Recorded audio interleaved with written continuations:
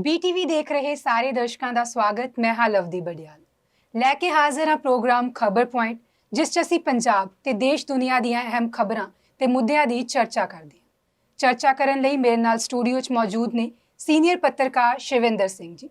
सब तो पहला उन्हां दा स्वागत कर लैंदे हां। शुक्रिया। शिविंदर जी, सब तो पहला गल कर लैंदे हां साका नीला तारा दी। अज 39वीं बरसी मनाई जा रही है। इस मौके श्री हरमंदर साहिब विखे अखंड पाठ दे भोग भी पाए गए ने ते ਗਿਆਨੀ ਹਰਪ੍ਰੀਤ ਸਿੰਘ जो अकाल तख्त ਦੇ ਜਥੇਦਾਰ ਨੇ, ਉਹਨਾਂ ਨੇ ਕੌਮ ਦੇ ਨਾਂ ਸੰਦੇਸ਼ ਵੀ ਜਾਰੀ ਕੀਤਾ। ਕੀ ਕਹੋਗੇ? देखो, हर साल 1984 ਤੋਂ ਬਾਅਦ ਲਗਾਤਾਰ ਇਹ ਬਰਸੀ ਮਨਾਈ ਜਾਂਦੀ ਆ।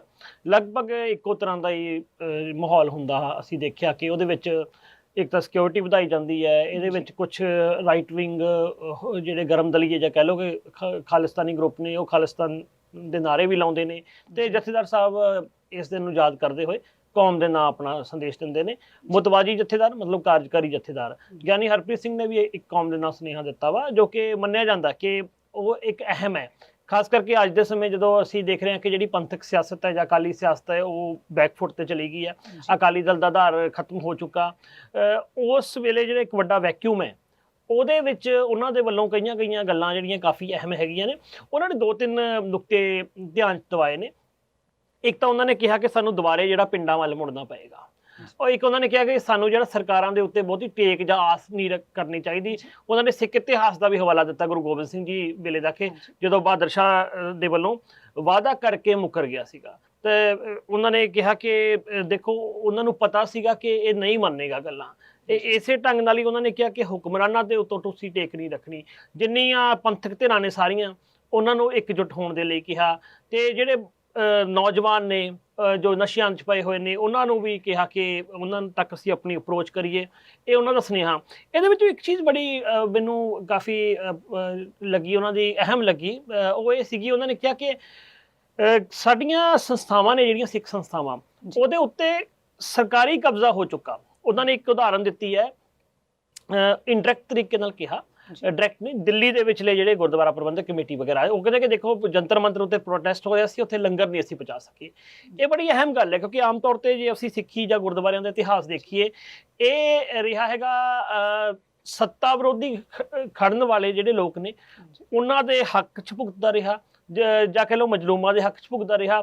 ਇੱਥੋਂ ਤੱਕ ਕਿ ਸਾਡੇ ਗੁਰਦੁਆਰੇ ਨੇ ਜਿਹੜੇ ਪ੍ਰੋਟੈਸਟ ਦਾ ਕੇਂਦਰ ਬਣਦੇ ਰਹੇ ਨੇ, ਚਾਹੇ ਅੰਗਰੇਜ਼ੀ ਹੁਕੂਮਤ ਦੇ ਦੌਰਾਨ ਜਾਂ ਮਨੁੱਖੀ ਅਧਿਕਾਰਾਂ ਦੇ ਲਈ ਆਜ਼ਾਦੀ ਤੋਂ ਬਾਅਦ ਅਸੀਂ ਕੀ ਦੇਖਿਆ ਕਿ ਜਿੰਨੇ ਵੀ ਮਨੁੱਖੀ ਅਧਿਕਾਰਾਂ ਲਈ ਮੋਰਚੇ ਚੱਲੇ, ਚਾਹੇ ਪੰਜਾਬ ਦੀਆਂ ਮੰਗਾਂ ਨੂੰ ਲੈ ਕੇ ਚੱਲਿਆ, ਕਪੂਰੀ ਮੋਰਚਾ ਚੱਲਿਆ, ਇਸ ਤੋਂ ਬਾਅਦ ਵੀ ਮੋਰਚੇ ਚੱਲੇ, ਕਿਸਾਨ ਅੰਦੋਲਨ ਚੱਲਿਆ, ਇੱਥੋਂ ਵੀ ਗੁਰਦੁਆਰਿਆਂ ਦੇ ਨੇ ਆਪਣੇ ਪਿੰਡਾਂ ਲੈਵਲ ਤੋਂ ਕਹਿ ਲਓ ਕਿ ਦਿੱਲੀ ਤੱਕ ਆਪਣੀ ਸ਼ਮੂਲੀਅਤ ਉਹਨਾਂ ਨੇ ਕੀਤੀ ਹੈਗੀ ਹੈ। ਦਿੱਲੀ ਵਿੱਚ ਜਦੋਂ ਪ੍ਰੋਟੈਸਟ ਹੁੰਦਾ ਸੀ, ਜ਼ਰੂਰੀ ਨਹੀਂ ਕਿ ਉਹ ਸਿੱਖਾਂ ਜਾਂ ਪੰਜਾਬੀਆਂ ਨਾਲ ਸੰਬੰਧਿਤ ਸੀਗਾ, ਜਦੋਂ ਕਿਸੇ ਵੀ ਧਿਰ ਦਾ ਸੀਗਾ ਉਦੋਂ ਵੀ ਜਾ ਕੇ ਜਿਹੜਾ ਦਿੱਲੀ ਗੁਰਦੁਆਰਾ ਪ੍ਰਬੰਧਕ ਕਮੇਟੀ ਅੱਗੇ ਆ ਕੇ ਆਪਣਾ ਯੋਗਦਾਨ ਪਾਉਂਦੀ ਸੀ। ਹੁਣ ਕੀ ਹੋਇਆ, ਜਿਵੇਂ ਮਨਜਿੰਦਰ ਸਿੰਘ ਸਿਰਸਾ ਬੀਜੇਪੀ ਵਿੱਚ ਚਲਿਆ ਗਿਆ, ਉਦੋਂ ਬਾਅਦ ਵਿੱਚ ਕੀ ਹੈ ਕਿ ਉਹ ਬੋਲੀ ਵੀ ਬੀਜੇਪੀ ਦੀ ਬੋਲਣ ਲੱਗਿਆ। ਹੁਣ ਦਿੱਲੀ ਦੇ ਗੁਰਦੁਆਰੇ ਨੇ ਜਿੰਨੇ ਹੁਣ ਦਿੱਲੀ ਦੀ ਜਿਹੜੀ ਇੱਕ ਤਾਂ ਸਿੱਖ ਲੀਡਰ ਹੈਗੇ ਨੇ, ਉਹ ਡਾਇਰੈਕਟ ਇਨਡਾਇਰੈਕਟ ਤਰੀਕੇ ਨਾਲ ਬੀਜੇਪੀ ਜਾਂ RSS ਦੇ ਕੰਟਰੋਲ ਵਿੱਚ ਹੈਗੇ ਨੇ। ਕੋਈ ਦੋ ਰਾਏ ਨਹੀਂ, ਕਿਸੇ ਤੋਂ ਕੋਈ ਲੁਕਿਆ ਨਹੀਂ। ਉਸੇ ਵਾਲੀ ਗਿਆਨੀ ਜੀ ਦਾ ਇਸ਼ਾਰਾ ਸੀਗਾ ਕਿ ਸਾਨੂੰ ਦੁੱਖ ਹੈ ਕਿ ਅਸੀਂ ਜੰਤਰ ਮੰਤਰ ਤੇ ਪ੍ਰੋਟੈਸਟ ਕਰਨ ਵਾਲਿਆਂ ਲਈ ਇਹ ਕੰਮ ਨਹੀਂ ਕਰ ਸਕੇ। ਉਹ ਠੀਕ ਕਹਿ ਰਹੇ ਨੇ, ਐਤਕੀ ਖਿਡਾਰੀਆਂ ਦਾ ਪ੍ਰੋਟੈਸਟ ਸੀ, ਉਹਨਾਂ ਦਾ ਇਸ਼ਾਰਾ ਖਿਡਾਰੀਆਂ ਦੇ ਪ੍ਰੋਟੈਸਟ ਬਾਰੇ ਸੀਗਾ ਵੀ ਉਧਰ ਅਸੀਂ ਜਿਹੜਾ ਹੈਗਾ ਨਹੀਂ ਕਰ ਸਕੇ, ਕਿਉਂਕਿ ਉੱਥੇ ਬੀਜੇਪੀ ਦਾ ਕਬਜ਼ਾ ਹੋ ਚੁੱਕਾ ਹੈਗਾ ਸਾਡੀਆਂ ਸਿੱਖ ਸੰਸਥਾਵਾਂ ਦੇ ਉੱਤੇ। ਇਹ ਕਾਫੀ ਮੈਨੂੰ ਲੱਗਦਾ ਅਹਿਮ ਨੁਕਤਾ ਵਾ ਜਿਹੜਾ ਗਿਆਨੀ ਜੀ ਹੋਰਾਂ ਦੇ ਵੱਲੋਂ ਜਿਹੜਾ ਹੈਗਾ ਪ੍ਰਗਟ ਕੀਤਾ ਗਿਆ, ਕਿਉਂਕਿ ਜੇਕਰ ਸਿੱਖੀ ਨੂੰ ਭਰਾਤਰੀ ਭਾਵ ਦੇ ਨਾਲ ਜਾਂ ਸਰਬੱਤ ਦੇ ਭਲੇ ਦੀ ਭਾਵਨਾ ਨਾਲ ਦੇਖਿਆ ਜਾਵੇ, ਉਹ ਮਜ਼ਲੂਮਾਂ ਦੇ ਕਮਜ਼ੋਰਾਂ ਦੇ ਹੱਕ ਦੇ ਵਿੱਚ ਖੜਦੀ ਆ। ਇਹ ਦੇਖਣਾ ਪਏਗਾ ਕਿ ਉਹਨਾਂ ਨੇ ਇੱਕ ਇਸ਼ਾਰਾ ਹੋਰ ਕੀਤਾ ਕਿ ਜੇ ਇਹੀ ਕੁਝ ਪੰਜਾਬ 'ਚ ਵੀ ਹੋਣ ਲੱਗ ਜਾਏ ਤੁਹਾਨੂੰ ਕਿਵੇਂ ਲੱਗੇਗਾ। ਗੱਲ ਅਹਿਮ ਹੈ, ਕਿਉਂਕਿ ਪੰਜਾਬ ਦੇ ਵਿੱਚ ਵੀ ਜਿਹੜੀ RSS ਸੰਗਤ ਤੇ ਬੀਜੇਪੀ ਹੈ, ਉਹ ਆਪਣਾ ਪ੍ਰਵਚਨ ਸਿਰਜਣ ਲੱਗੀ ਹੋਈ ਹੈ ਵੀ ਸਿੱਖਾਂ ਦੇ ਵਿੱਚ ਇੱਕ ਇਹੋ ਜਿਹਾ ਵਰਗ ਖੜਾ ਕੀਤਾ ਜਾਵੇ ਜਿਹੜਾ ਦੇਖਣ ਤੋਂ ਬਹੁਤ ਰੈਡੀਕਲ ਹੋਵੇ, ਉਹ ਲੇਕਿਨ ਜਿਹੜੀਆਂ ਇੱਛਾਵਾਂ ਦੀ ਪੂਰਤੀ ਕਰਦਾ ਹੋਵੇ, ਉਹ ਬੀਜੇਪੀ ਤੇ ਸੰਘ ਦੇ ਏਜੰਡੇ ਦੀਆਂ ਕਰਦਾ ਹੋਵੇ। ਪੰਜਾਬ 'ਚ ਦੇਖਣ ਵੀ ਲੱਗ ਗਿਆ, ਜਿਹੜੇ ਕਦੇ ਸਿੱਖ ਧਰਮ ਦੇ ਮੂਲ ਮੁੱਦੇ ਨਹੀਂ ਹੈਗੇ, ਕਦੇ ਉਹਨਾਂ ਨੂੰ ਵੀ ਜਿਹੜਾ ਸਿੱਖਾਂ ਦੇ ਮੂੰਹ 'ਚ ਪਾਉਣ ਦੀ ਕੋਸ਼ਿਸ਼ ਕੀਤੀ ਜਾਵੇ। ਉਸ ਐਂਗਲ ਦੇ ਉੱਤੋਂ ਮੈਨੂੰ ਲੱਗਦਾ ਉਹਨਾਂ ਦਾ ਇਹ ਨੁਕਤਾ ਜਿਹੜਾ ਕਾਫੀ ਅਹਿਮ ਹੈਗਾ। ਜਿਵੇਂ ਮੈਂ ਤੁਹਾਨੂੰ ਉਹਦੀਆਂ ਕੁਝ ਹੋਰ ਉਦਾਹਰਨਾਂ ਵੀ ਦੇ ਸਕਦਾ ਹੈਗਾ। ਦਿੱਲੀ ਵਿੱਚ ਜਦੋਂ ਐਤਕੀ ਪ੍ਰੋਟੈਸਟ ਖਿਡਾਰੀਆਂ ਦਾ ਚੱਲਿਆ, ਉਹਦੇ ਵਿੱਚ ਆਮ ਤੌਰ ਤੇ ਕੀ ਹੁੰਦਾ ਨਾ, ਉਹ ਪ੍ਰੋਟੈਸਟ ਵਿੱਚ ਸ਼ਾਮਲ ਹੋਣ ਵਾਲੇ ਬੰਦੇ ਗੁਰਦੁਆਰੇ ਆਪਣੇ ਬੂਹੇ ਖੋਲ ਦਿੰਦੇ ਨੇ, ਦਰਵਾਜ਼ੇ ਖੋਲ ਦਿੰਦੇ ਨੇ ਵੀ ਆਓ ਆ ਕੇ ਇੱਥੇ ਰਹੋ। ਐਤਕੀ ਉਹ ਬੂਹੇ ਬੰਦ ਕਰ ਦਿੱਤੇ ਗਏ। ਇੱਕ ਮਾਈਵਾੜਾ ਹੈ, ਉੱਥੇ ਆਪਣਾ ਗੁਰਦੁਆਰਾ ਸਾਹਿਬ ਦੇ ਕੋਲ ਹੀ ਬਣਿਆ ਹੋਇਆ ਗੁਰਦੁਆਰੇ ਦੀ ਹੀ ਹਿੱਸਾ ਹੈਗਾ। ਉਹਦੇ ਵਿੱਚ ਕੁਝ ਮੈਨੂੰ ਹਰਿਆਣੇ ਦੇ ਪ੍ਰਦਰਸ਼ਨਕਾਰੀਆਂ ਨੇ ਦੱਸਿਆ ਵੀ ਐਤਕੀ ਸਾਨੂੰ ਉਹ ਦਰਵਾਜ਼ੇ ਖੋਲ੍ਹੇ ਹੀ ਨਹੀਂ ਗਏ ਹੈਗੇ। ਇਹਦਾ ਕਾਰਨ ਕੀ ਹੈ ਕਿ ਜਿਹੜਾ ਗੁਰਦੁਆਰਾ ਜਿਹੜੇ ਗੁਰਦੁਆਰੇ ਦੇ ਵਿੱਚ ਗੁਰਬਾਣੀ ਦਾ ਜਿਹੜਾ ਪ੍ਰਵਚਨ ਹੈ ਉਹ ਆਮ ਲੋਕਾਂ ਦੇ ਦੱਬੇ ਕੁਚਲਿਆਂ ਦੇ ਹੱਕ ਦੇ ਵਿੱਚ ਖੜਨਾ ਆਉਂਦਾ ਹੋਵੇ, ਉਹੀ ਸੱਤਾ ਨਾਲ ਖੜਾ ਹੋ ਗਿਆ ਦਿੱਲੀ ਦੇ ਵਿੱਚ। ਇਹ ਬਹੁਤ ਬੜੀ ਮੰਦਭਾਗੀ ਗੱਲ ਹੈ। ਮੈਨੂੰ ਲੱਗਦਾ ਇਸ ਉੱਤੇ ਉਹਨਾਂ ਨੇ ਕਾਫੀ ਫੋਕਸ ਕੀਤਾ। ਬਾਕੀ ਇਹ ਕਿ ਜਿਹੜੀ ਇਹ ਤਕਰੀਰ ਹੈ 84 ਦੇ ਉੱਤੇ, ਉਹਨਾਂ ਨੇ ਇਨਸਾਫ ਦੀ ਗੱਲ ਕਰਦੇ ਕਰਦੇ ਉਹਨਾਂ ਨੇ ਮੌਜੂਦਾ ਜਿਹੜੇ ਸਾਡੇ ਲੀਡਰ ਨੇ, ਸਿੱਖ ਲੀਡਰ ਨੇ, ਉਹਨਾਂ ਦੇ ਉੱਤੇ ਵੀ ਸਵਾਲ ਖੜੇ ਕੀਤੇ ਨੇ। ਨਾਲ ਦੀ ਨਾਲ ਇਹ ਵੀ ਕਿਹਾ ਕਿ ਵੀ ਕਾਂਗਰਸ ਪਾਰਟੀ ਨਾਲ, ਉਹਨਾਂ ਨੇ ਡਾਇਰੈਕਟ ਨਹੀਂ ਇਨਡਾਇਰੈਕਟ ਤਰੀਕੇ ਨਾਲ ਕਿਹਾ ਵੀ ਕਾਂਗਰਸ ਪਾਰਟੀ ਨੇ ਤਾਂ ਕਰਤਾ ਜਿਹੜਾ ਕੁਝ ਕਰਤਾ, ਪਰ ਜਿਹੜੇ ਉਦੋਂ ਬਾਅਦ ਵਿੱਚ ਹੁਕਮਰਾਨ ਆਏ ਉਹਨਾਂ ਨੇ ਵੀ ਨਹੀਂ ਕੀਤਾ ਹੈਗਾ। ਇਹ ਸੱਚ ਵੀ ਹੈ, ਪਰ ਜਥੇਦਾਰ ਸਾਹਿਬ ਨੂੰ ਇਹ ਵੀ ਦੇਖਣਾ ਚਾਹੀਦਾ, ਇਹ ਕੁਝ ਸਵਾਲ ਜਥੇਦਾਰ ਨੂੰ ਵੀ ਹੋਣੇ ਜ਼ਰੂਰੀ ਨੇ ਕਿ ਤੁਸੀਂ ਜਿਹੜੀ ਅੱਜ ਸਿਕਿਉਰਿਟੀ ਲਈ ਹੋਈ ਹੈ ਜਥੇਦਾਰ ਸਾਹਿਬ, ਉਹ ਵੀ ਕੇਂਦਰ ਦੀ ਲਈ ਹੋਈ ਆ। ਮੈਨੂੰ ਲੱਗਦਾ ਕਿ ਜਥੇਦਾਰ ਸਾਹਿਬ ਨੂੰ ਇਸ ਤਰ੍ਹਾਂ ਦੀ ਸਿਕਿਉਰਿਟੀ ਦੀ ਲੋੜ ਨਹੀਂ ਹੈਗੀ। ਅੱਛਾ, ਦੂਜੀ ਚੀਜ਼, ਇੱਕ ਹੋਰ ਸਵਾਲ ਹੈ ਵੀ ਅਕਾਲੀ ਦਲ ਨਾਲ ਤੁਹਾਡਾ ਵੀ ਅਹਿਮ ਰਿਸ਼ਤਾ ਹੈਗਾ, ਕਿਸੇ ਤੋਂ ਲੁਕਿਆ ਨਹੀਂ ਹੋਇਆ। ਅਕਾਲੀ ਦਲ ਵੀ ਸੱਤਾ ਭੋਗਦਾ ਰਿਹਾ, ਉਹਨਾਂ ਨੇ ਉਸ ਵੇਲੇ ਕੋਈ ਕੰਮ ਨਹੀਂ ਕੀਤਾ। ਹੋਰ ਛੱਡੋ ਇਨਸਾਫ ਵਾਲਾ ਮਸਲਾ, ਇੱਕ ਵਾਰ ਗੁਰਚਰਨ ਸਿੰਘ ਟੌਹੜਾ ਨੇ ਕਿਹਾ ਸੀ ਕਿ ਅਸੀਂ ਜਿਹੜਾ 1000 ਕਰੋੜ ਰੁਪਈਆ ਲੈਣਾ ਹੈਗਾ ਸੈਂਟਰ ਤੋਂ ਇਸ ਮਾਮਲੇ ਉੱਤੇ, ਜਿਹੜਾ ਦਰਬਾਰ ਸਾਹਿਬ ਦੇ ਉੱਤੇ ਅਟੈਕ ਹੋਇਆ, ਇਸ ਲਈ ਨਹੀਂ ਕਿ ਵੀ ਅਸੀਂ ਜਿਹੜਾ ਰੁਪਈਆ ਮੰਗਣ ਦੀ ਇੱਛੁਕ ਰੱਖਦੇ ਹਾਂ, ਪਰ ਇੱਕ ਗਲਤੀ ਦੇ ਵਜੋਂ ਵੀ ਗਲਤੀ ਦਾ ਖਮਿਆਜ਼ਾ ਨਹੀਂ, ਗਲਤੀ ਦਾ ਅਹਿਸਾਸ ਕਰਾਉਣ ਲਈ ਹੈ। ਤੇ ਤੁਸੀਂ ਦੇਖੋ ਕਿ ਉਦੋਂ ਬਾਅਦ ਵਿੱਚ ਅਕਾਲੀ ਦਲ ਸੱਤਾ ਦੇ ਵਿੱਚ ਰਿਹਾ। ਮਨਮੋਹਨ ਸਿੰਘ ਤੇ 10 ਸਾਲ ਰਹੇ ਨੇ। ਮਨਮੋਹਨ ਸਿੰਘ ਦੇ ਚਾਹੇ ਉਹ ਕਾਂਗਰਸੀ ਸੀਗਾ, ਪਰ ਬਾਦਲ ਉਹਨਾਂ ਨਾਲ ਵੀ ਚੰਗੇ ਰਿਲੇਸ਼ਨ ਸੀ। ਜਦੋਂ ਵੀ ਪ੍ਰਕਾਸ਼ ਸਿੰਘ ਬਾਦਲ ਮਨਮੋਹਨ ਸਿੰਘ ਕੋਲ ਜਾਂਦੇ ਸੀ ਤਾਂ ਉਹਨਾਂ ਨੂੰ ਕਦੇ ਉਹਨਾਂ ਦੀ ਗੱਲ ਨੂੰ ਉਹੀ ਖਾਲੀ ਨਹੀਂ ਮੋੜਦੇ ਹੁੰਦੇ ਸੀਗੇ। ਇੱਕ ਵਾਰ ਤਾਂ ਪ੍ਰਕਾਸ਼ ਸਿੰਘ ਬਾਦਲ ਨੇ ਕਿਹਾ ਵੀ ਤੁਹਾਨੂੰ ਪਤਾ ਮੋਦੀ ਦੇ ਆਉਣ ਤੋਂ ਬਾਅਦ ਵੀ ਦੇਖੋ ਮੋਦੀ ਨੂੰ ਮਿਲਣ ਲਈ ਤਾਂ ਮੈਨੂੰ ਮਿੰਨਤਾਂ ਕਰਨੀਆਂ ਪੈਂਦੀਆਂ ਨੇ, ਬਾਹਰ ਖੜਨਾ ਪੈਂਦਾ। ਐਜ ਅ ਸੀਐਮ ਕਿਹਾ ਹੈ ਪ੍ਰਕਾਸ਼ ਸਿੰਘ ਬਾਦਲ ਨੇ ਕਿ ਮਨਮੋਹਨ ਸਿੰਘ ਵੇਲੇ ਨਹੀਂ ਕਦੇ ਆਏ ਹੋਇਆ ਸੀ। ਇਹਦਾ ਮਤਲਬ ਕਿ ਉੱਥੇ ਮਨਮੋਹਨ ਸਿੰਘ ਤੁਹਾਡੀ ਸੁਣਦੇ ਸੀ ਨਾ। ਤਾਂ ਮਨਮੋਹਨ ਸਿੰਘ ਵੇਲੇ 1000 ਕਰੋੜ ਛੱਡੋ, ਤੁਸੀਂ 100 ਕਰੋੜ ਮੰਗ ਲੈਂਦੇ, 50 ਕਰੋੜ ਮੰਗ ਲੈਂਦੇ। ਇੱਕ ਸਿੰਬੋਲਿਕ ਸੀਗਾ, ਮਤਲਬ ਜਿਵੇਂ ਗੁਰਚਰਨ ਸਿੰਘ ਟੌਹੜਾ ਕਹਿੰਦੇ ਸੀਗੇ, ਉਹ ਵੀ ਨਹੀਂ ਤੁਸੀਂ ਮੰਗਿਆ ਹੈਗਾ। ਤੇ ਬਾਕੀ ਇਨਸਾਫ ਵਾਲੀ ਗੱਲ ਤਾਂ ਦੂਰ ਦੀ ਗੱਲ ਆ, ਕਿਉਂਕਿ ਬੀਜੇਪੀ ਵਿੱਚ ਤਾਂ ਫਿਰ ਇਹੀ ਹੁੰਦਾ ਰਿਹਾ ਨਾ ਕਿ ਉਹਦੇ ਵਿੱਚ ਉਹੀ ਬੰਦੇ ਜਿਨ੍ਹਾਂ ਨੇ ਕਤਲੇਆਮ ਸ਼ਾਮਲ ਸੀ ਉਹ ਬੀਜੇਪੀ ਵਿੱਚ ਵੀ ਆਉਂਦੇ ਰਹੇ ਨੇ। ਤੇ ਬਾਕੀ ਅੱਗੇ ਚੱਲ ਕੇ ਜਦੋਂ ਆਪਾਂ ਅੱਜ ਖਾਸ ਵਿਸ਼ੇ ਤੇ ਗੱਲ ਕਰਾਂਗੇ, ਉਦੋਂ ਮੈਂ ਤੁਹਾਨੂੰ ਇੱਕ ਇਹ ਵੀ ਇਸ਼ਾਰਾ ਦੱਸੂਗਾ ਖੁੱਲ੍ਹ ਕੇ ਕਿ 84 ਦੇ ਜਿਹੜਾ ਕਤਲੇਆਮ ਹੋਇਆ ਉਹਦੇ ਵਿੱਚ ਬੀਜੇਪੀ ਦਾ ਕੀ ਯੋਗਦਾਨ ਸੀਗਾ। ਤੇ ਮੈਂ ਇਹ ਵੀ ਦੱਸੂਗਾ ਜਿਹੜਾ ਦਰਬਾਰ ਸਾਹਿਬ ਵਾਲੇ ਅਟੈਕ ਵੇਲੇ ਅਡਾਨੀ ਦੀ ਕੀ ਭੂਮਿਕਾ ਰਹੀ ਹੈ, ਉਹ ਵੀ ਉਹਦੀ ਕਿਤਾਬ ਦੇ ਵਿੱਚ ਰੈਫਰੈਂਸ ਦੇ ਵਿੱਚੋਂ ਦੱਸੂਗਾ। ਸੋ ਉਹ ਅੱਗੇ ਚੱਲ ਕੇ ਗੱਲਬਾਤ ਕਰਾਂਗੇ। ਸੋ ਇਸ ਤਰ੍ਹਾਂ ਇਹ ਜਿਹੜਾ ਹੈਗਾ ਅੱਜ ਦੀ ਜਥੇਦਾਰ ਹੋਣਾ ਦੀ ਜਿਹੜੀ ਗੱਲਬਾਤ ਸੀਗੀ ਉਹ ਕੁਝ ਨੁਕਤਿਆਂ ਤੋਂ ਕਾਫੀ ਅਹਿਮ ਸੀਗੀ ਜੀ।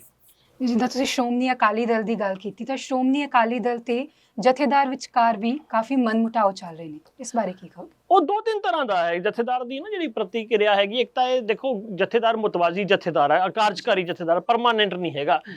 ਮੇਰੇ ਨਾਲ ਤਾਂ ਪਰਮਾਨੈਂਟ ਨਾ ਹੋਣ ਕਰਕੇ ਉਹ ਜਥੇਦਾਰ ਕਈ ਤਰ੍ਹਾਂ ਦੇ ਉਹਨਾਂ ਨੂੰ ਉਹ ਕਰਨਾ ਪੈਂਦਾ। ਇੱਕ ਤਾਂ ਇਹ ਹੈਗਾ ਵੀ ਉਹ ਅਕਾਲੀ ਦਲ ਨੂੰ ਕਈ ਵਾਰ ਅਕਾਲੀ ਦਲ ਦੀ ਮੰਨਦੇ ਵੀ ਨੇ, ਅਕਾਲੀ ਦਲ ਨੂੰ ਕਈ ਵਾਰ ਸੁਣਾ ਵੀ ਦਿੰਦੇ ਨੇ।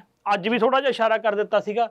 ਤੇ ਉਹ ਸੈਂਟਰ ਨਾਲ ਵੀ ਕਈ ਵਾਰ ਸਿੱਧਾ ਸੈਂਟਰ ਨੂੰ ਸਵਾਲ ਵੀ ਕਰ ਦਿੰਦੇ ਨੇ, ਸੈਂਟਰ ਨਾਲ ਬਣਾ ਕੇ ਵੀ ਰੱਖਦੇ ਨੇ। ਤੇ ਇੱਕ ਤੀਜਾ ਗਰੁੱਪ ਜਿਹੜਾ ਹੈਗਾ ਇਸ ਤਰ੍ਹਾਂ ਦਾ ਗਰੁੱਪ ਹੈ ਜਿਹਨੂੰ ਕੋਈ ਗਰਮ ਦਲੀਆ ਗਰੁੱਪ ਕਹਿ ਲੂਗਾ ਜਾਂ ਖਾਲਿਸਤਾਨੀ ਗਰੁੱਪ ਕਹਿ ਲੂ, ਜਾਂ ਮੈਂ ਇਹਨੂੰ ਇੱਕ ਹੋਰ ਢੰਗ ਨਾਲ ਕਹਿਣਾ ਵੀ ਖਾਲਿਸਤਾਨੀ ਲੱਗਣ ਵਾਲੇ ਗਰੁੱਪ। ਉਦਾਹਰਨ ਦੇ ਤੌਰ ਤੇ ਉਹ ਦੇਖਣ ਨੂੰ ਖਾਲਿਸਤਾਨੀ ਲੱਗਦੇ ਨੇ, ਪਰ ਉਹ ਕਿਤੇ ਨਾ ਕਿਤੇ ਸੈਂਟਰ ਦਾ ਹੀ ਪ੍ਰਵਚਨ ਲਾਗੂ ਕਰ ਰਹੇ ਹੈਗੇ ਨੇ। ਉਹ ਕਿਸਾਨ ਅੰਦੋਲਨ ਦੌਰਾਨ ਵੀ ਹੋਰ ਐਕਟਿਵ ਸੀਗੇ, ਜਾਂ ਫਿਰ ਉਹਨਾਂ ਨੇ ਕ੍ਰਿਸਚਨ ਦੇ ਵਿਰੁੱਧ ਪ੍ਰਵਚਨ ਚਲਾਉਣ ਦੇ ਮਾਮਲੇ ਵਿੱਚ, ਜਾਂ ਤੁਸੀਂ ਕਹਿ ਲਓ ਕਿ ਅਮਾਨਤਪੁਰੇ ਵਾਲੀ ਘਟਨਾ ਹੋਈ ਮੁਸਲਿਮ ਇਹਨਾਂ ਦੇ ਗੁੱਜਰਾਂ ਦੇ ਵਿਰੁੱਧ, ਉਹ ਐਲੀਮੈਂਟ ਨਾਲ ਵੀ ਜਥੇਦਾਰ ਆਪਣੀ ਜਿਹੜੀ ਹੈਗੀ ਆ ਕਰੀਬੀ ਨੇੜਤਾ ਰੱਖਦੇ ਹੈਗੇ ਨੇ। ਇਸ ਮਾਮਲੇ ਵਿੱਚ ਜਥੇਦਾਰ ਵੀ ਕਿਤੇ ਨਾ ਕਿਤੇ ਜਿਹੜੀ ਵਿਚਾਰਕ ਤੌਰ ਦੇ ਉੱਤੇ ਜਾਂ ਇੱਕ ਸਪਸ਼ਟਤਾ ਦੇ ਨਹੀਂ ਉਹ ਦਿਖਾਈ ਦਿੰਦੀ ਹੈਗੀ। ਉਹਦਾ ਕਾਰਨ ਕੀ ਹੈ ਕਿ ਉਹਨਾਂ ਨੂੰ ਸ਼ਾਇਦ ਉਹ ਹਰ ਤਿੰਨੇ ਵਰਗਾਂ ਨੂੰ ਖੁਸ਼ ਕਰਨ 'ਚ ਲੱਗੇ ਹੋਏ ਹੈਗੇ ਨੇ, ਜਾਂ ਤਿੰਨੇ ਵਰਗ ਜਿਹੜੇ ਹੈਗੇ ਨੇ, ਤਿੰਨੇ ਕੈਟਾਗਰੀਆਂ, ਵਿਚਾਰਧਾਰਕ ਕੈਟਾਗਰੀਆਂ, ਉਹ ਜਥੇਦਾਰ ਨੂੰ ਆਪਣੇ ਮੁਤਾਬਕ ਚਲਾਉਣ ਦੀ ਕੋਸ਼ਿਸ਼ ਕਰਦੀਆਂ ਨੇ। ਜਥੇਦਾਰ ਉਹਨਾਂ ਤਿੰਨਾਂ ਦੇ ਮੁਤਾਬਕ ਜਿਹੜਾ ਹੈਗਾ, ਜਾਂ ਉਹਨਾਂ ਦੀ ਕੋਸ਼ਿਸ਼ ਹੈ ਵੀ ਤਿੰਨੇ ਵਰਗ ਸ਼ਾਇਦ ਮੇਰੇ ਤੋਂ ਜਿਹੜਾ ਹੈਗਾ ਕਿਤੇ ਨਾ ਕਿਤੇ ਨਾਰਾਜ਼ ਨਾ ਹੋ ਜਾਣ ਜੀ। ਤੁਸੀਂ ਰੈਸਲਰਸ ਦੀ ਗੱਲ ਕੀਤੀ, ਤਾਂ ਰੈਸਲਰਸ ਨੂੰ ਪੰਜਾਬ ਦੇ ਵਿੱਚੋਂ ਵੀ ਕਾਫੀ ਸਪੋਰਟ ਮਿਲ ਰਿਹਾ ਹੈ। ਇੱਕ ਤਾਂ ਲਵਦੀਪ ਕੱਲ ਦੀ ਜਿਹੜੀ ਖਬਰ ਸੀ, ਤੁਸੀਂ ਇੱਕ ਖਬਰ ਮੈਨੂੰ ਦੱਸੀ ਸੀਗੀ, ਉਹ ਖਬਰ ਬਾਅਦ ਵਿੱਚ ਨਾ ਉਹਨੂੰ ਠੀਕ ਕਰਨ ਦੀ ਲੋੜ ਸੀ ਕਿਉਂਕਿ ਆਪਾਂ ਨੂੰ ਪਤਾ ਨਹੀਂ ਸੀ ਆਪਣੇ ਸ਼ੋਅ 'ਚ, ਉਹ ਤਾਂ ਉਦਾਂ ਹੀ ਚੱਲ ਗਈ ਜੇ ਬਾਅਦ ਵਿੱਚ ਇੱਕ ਬਿਆਨ ਆਇਆ ਸੀਗਾ।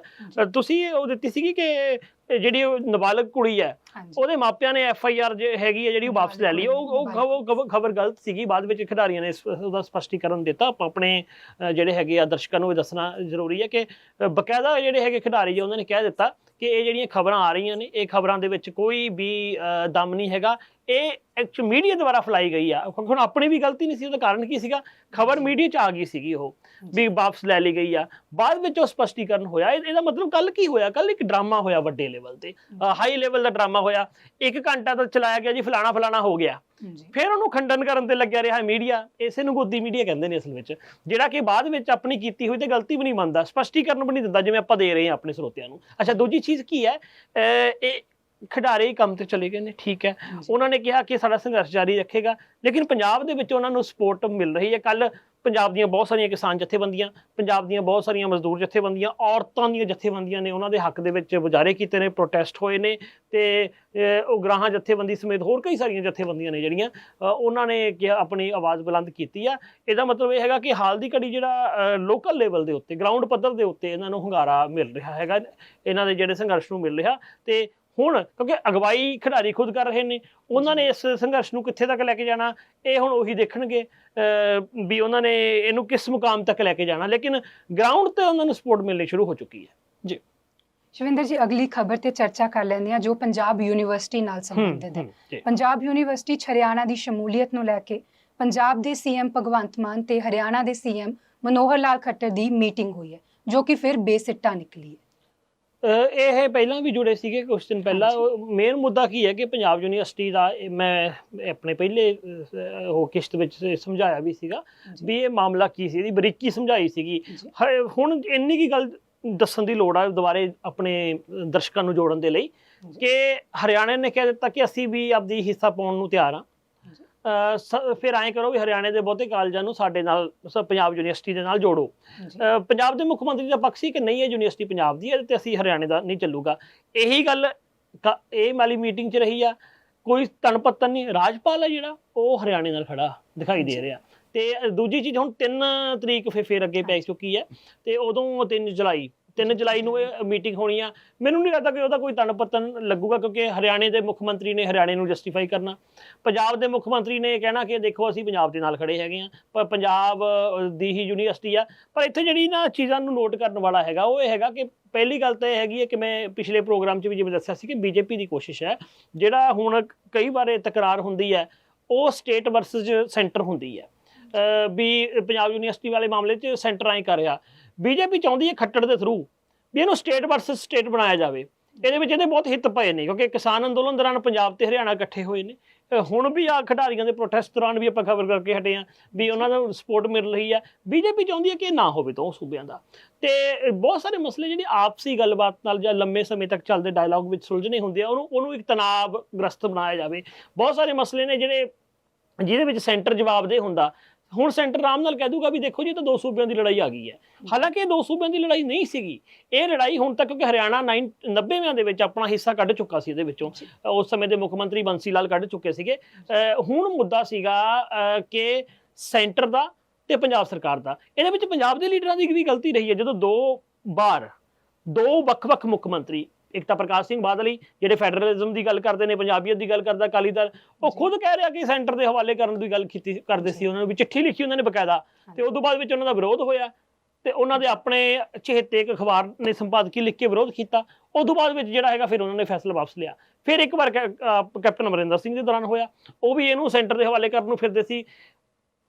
ਅਕਾਲੀ ਦਲ ਦੇ ਰਾਜ ਵਿੱਚ ਵੀ ਤੇ ਕਾਂਗਰਸ ਦੇ ਰਾਜ ਵਿੱਚ ਵੀ ਇਹਨਾਂ ਨੇ ਕੋਸ਼ਿਸ਼ ਨਹੀਂ ਕੀਤੀ ਕਿ ਗ੍ਰਾਂਟ ਦਾ ਆਪਣਾ ਬਣਦਾ ਹਿੱਸਾ ਦਿੱਤਾ ਜਾਵੇ ਇਸ ਯੂਨੀਵਰਸਿਟੀ ਨੂੰ, ਕਿਉਂਕਿ ਉਹ 60-40 ਦੀ ਰੇਸ਼ੋ ਨਾਲ ਚੱਲਦਾ ਨਾ ਕੰਮ, ਵੀ ਇੰਨਾ ਹਿੱਸਾ ਸੈਂਟਰ ਨੇ ਪਾਉਣਾ, ਇੰਨਾ ਹਿੱਸਾ ਇਹਨੇ ਪੰਜਾਬ ਨੇ ਪਾਉਣਾ। ਪੰਜਾਬ ਆਪਣਾ ਹਿੱਸਾ ਪਾਉਂਦਾ ਨਹੀਂ ਰਿਹਾ।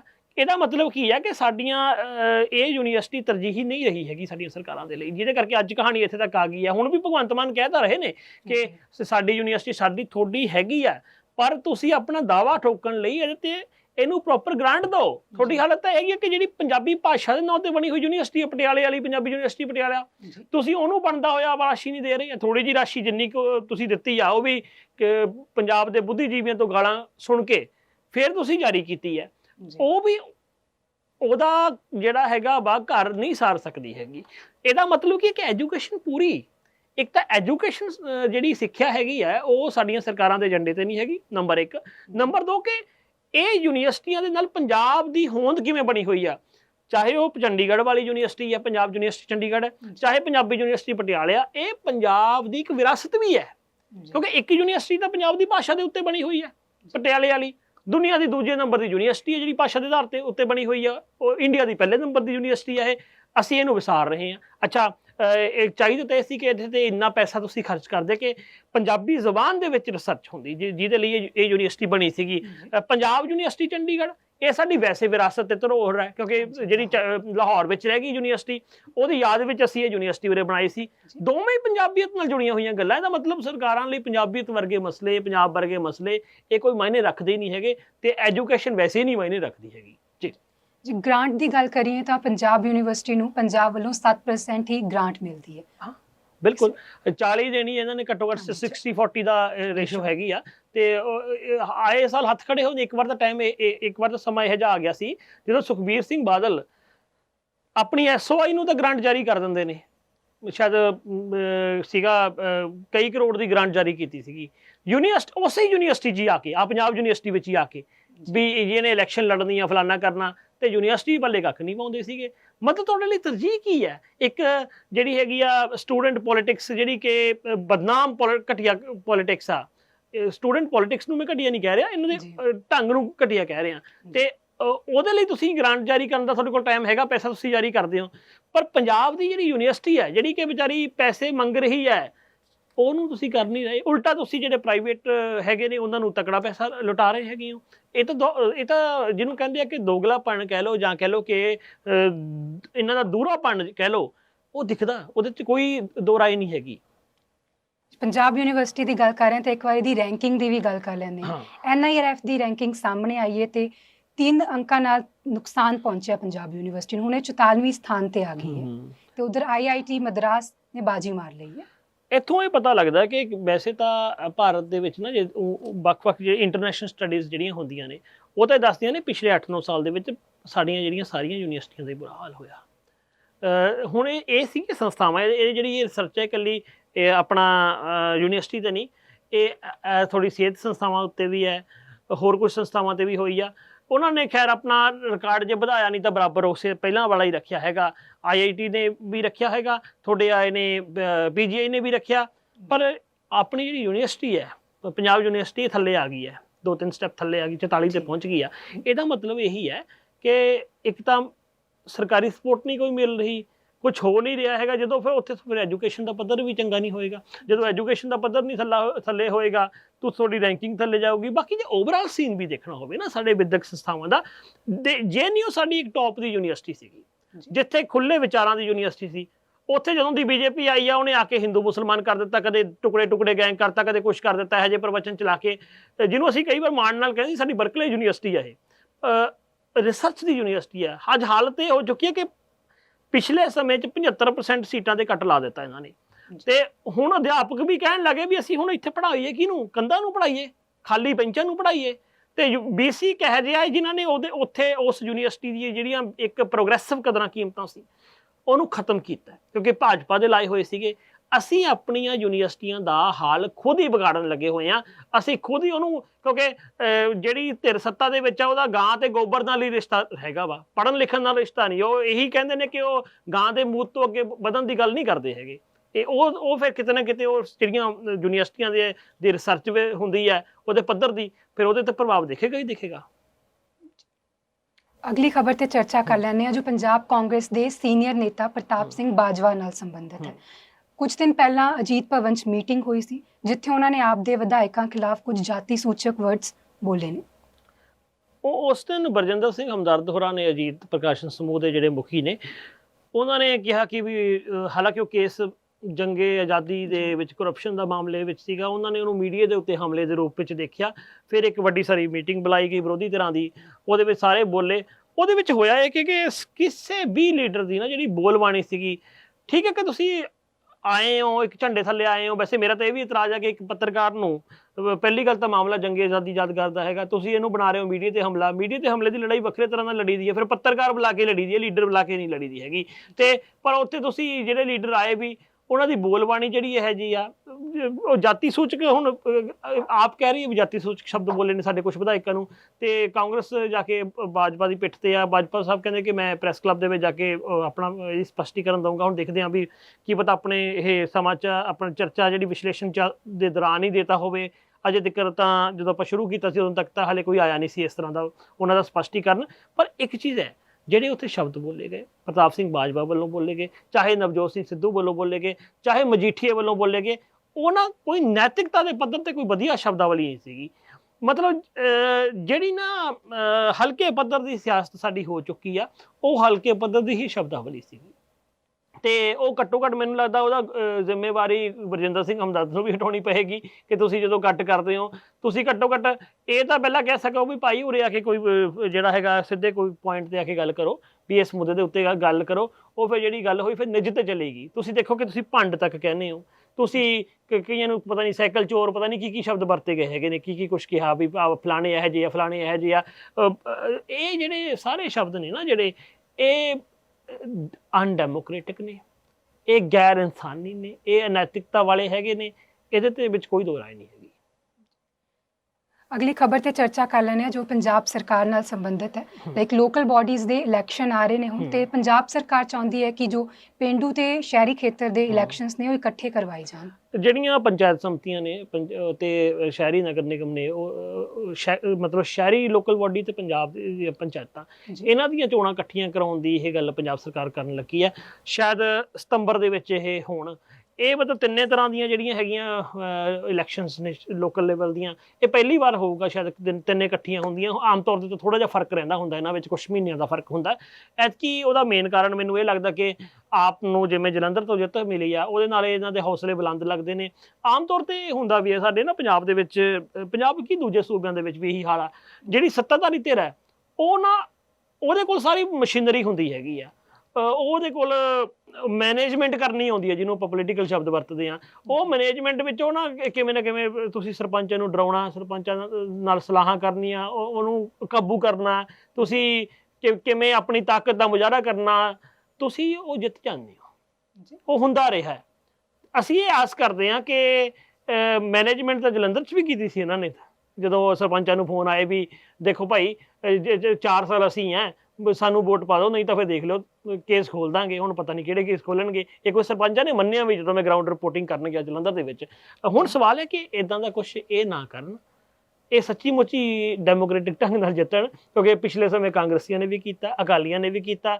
ਅਕਾਲੀਆਂ ਦਾ ਤਾਂ ਬਹੁਤ ਬੁਰਾ ਹਾਲ ਸੀ। ਇੱਕ ਵਾਰ ਤਾਂ ਬਠਿੰਡੇ ਦੇ ਵਿੱਚ 2007 ਦੀ ਜਿਹੜੀ 7 ਤੋਂ ਬਾਅਦ ਜਿਹੜੀ 8 ਦੇ ਵਿੱਚ ਪੰਚਾਇਤ ਇਲੈਕਸ਼ਨ ਹੋਈ ਆ, ਉਹਦੇ ਵਿੱਚ ਤਾਂ ਬਠਿੰਡੇ ਵਾਲਿਆਂ ਨੇ, ਮਾਲਵਈਆਂ ਨੇ ਇਹਨੂੰ ਵਿਕਰਮ ਮਜੀਠੀਆ ਨੂੰ ਫੜ ਕੇ ਅੰਦਰ ਤਾੜ ਲਿਆ ਸੀਗਾ। ਇਹ ਕਈ ਸਾਲ ਹੋ ਗਏ ਖਬਰ ਨੂੰ, 2008 ਦੀ ਖਬਰ ਹੈ ਜਦੋਂ ਪੰਚਾਇਤ ਇਲੈਕਸ਼ਨ ਹੋਈ ਸੀਗੀ। ਸੋ ਅਸੀਂ ਹੁਣ ਕਹਿੰਦੇ ਹਾਂ ਵੀ ਇਸ ਤਰ੍ਹਾਂ ਦੀਆਂ ਵਿਪਤਾਵਾਂ ਨਾ ਦੁਬਾਰੇ ਨਾ ਆਉਣ। ਵੀ ਇਹ ਪੰਚਾਇਤ ਇਲੈਕਸ਼ਨਾਂ ਜਿਹੜੀਆਂ ਹੁੰਦੀਆਂ ਜਾਂ ਲੋਕਲ ਲੈਵਲ ਦੀ ਇਲੈਕਸ਼ਨ ਹੁੰਦੀਆਂ, ਧੜੇਬੰਦੀ ਹੁੰਦੀ ਹੈ, ਪਿੰਡਾਂ ਦੇ ਵਿੱਚ ਜਿਹੜੀ ਭਾਈਚਾਰਕ ਸਾਂਝ ਟੁੱਟਦੀ ਹੈ, ਤੇ ਉੱਥੇ ਧੱਕਾ ਮੁੱਕੀ ਬਹੁਤ ਹੁੰਦੀ ਆ, ਲੜਾਈ ਹੁੰਦੀ ਆ।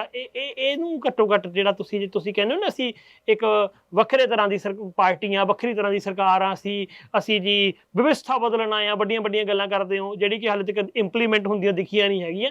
ਤੁਸੀਂ ਘੱਟੋ ਘੱਟ ਇੰਨਾ ਆ ਪੰਚਾਇਤੀ ਚੋਣਾਂ 'ਚ ਕਰ ਦਿਓ ਵੀ ਪੰਚਾਇਤੀ ਚੋਣਾਂ ਦਾ ਮਾਹੌਲ ਤੁਹਾਨੂੰ ਥੋੜ੍ਹਾ ਜਿਹਾ ਸਾਜ਼ਗਾਰ ਲੱਗੇ ਦੂਜੀਆਂ ਪਾਰਟੀਆਂ ਦੇ ਰਾਜ ਨਾਲੋਂ।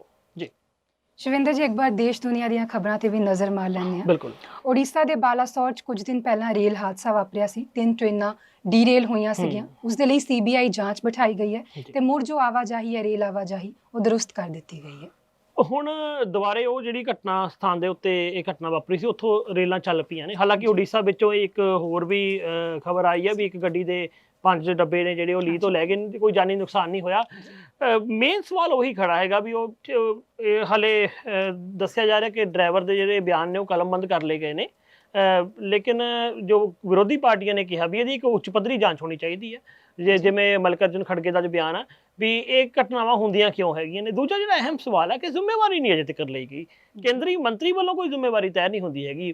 ਕੱਲ ਆਪਾਂ ਇਸੇ ਚੀਜ਼ ਉੱਤੇ ਹੀ ਗੱਲ ਕੀਤੀ ਸੀ ਵੀ ਦੇਖੋ ਇੱਕ ਟਾਈਮ ਹੁੰਦਾ ਸੀ ਜਦੋਂ ਹਾਦਸਾ ਹੋ ਜਾਂਦਾ ਸੀ ਕਿ ਰੇਲ ਮੰਤਰੀ ਨੈਤਿਕ ਤੌਰ ਤੇ ਆਪਣੇ ਅਸਤੀਫਾ ਦਿੰਦਾ ਹੁੰਦਾ ਸੀ।